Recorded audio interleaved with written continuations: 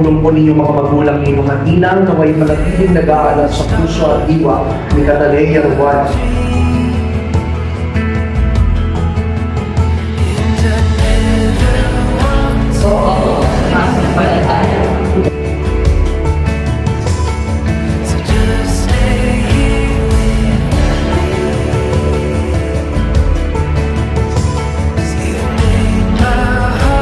Catalea Juan, binibinyagan kita sa kanilang Ama at ng Anak at ng Espiritu Santo. Amen.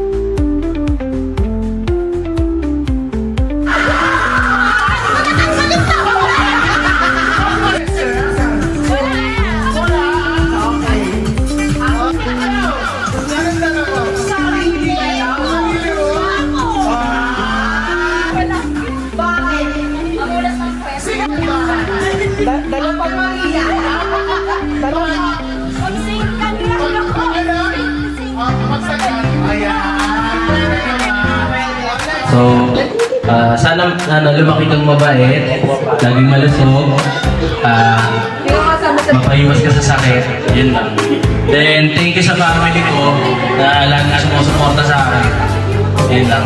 Tapos, thank you na rin sa mga pumuntahan, mga ninong-ninang. Message ko for Baby Rowan, yung hinihiling ng magulang na maging healthy siya, yung nga maging malusog, mabait, matalino, mapagmahal, sweet sa amin, ng papa niya, and sa family members, and sa inyo din. And lumaking may takot kay Lord. Yun yung pinaka-importante sa lahat. Na-apply niya si Jesus sa buhay niya. Not now, na talagang hindi niya pa talaga maiintindihan yun. And sa mga ninong and ninang ni Rowan na tumanggap bilang ng inyong inaanak, maraming salamat po sa inyo. And sa mga dumalo po, family members, friends, mga classmates ko, and yun sa mga family ko din sa Imus.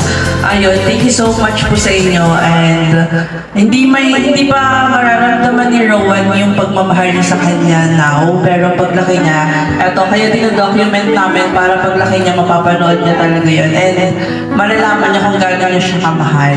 Sa wish ko lang sa kanya, maging malusog siya at matalino talaga. And wala na akong ibang hilingin kay Lord, kundi yung tulungan niya kami ng papa niya na mapalaki siya ng maayos. Thank you po sa inyong lahat. Okay,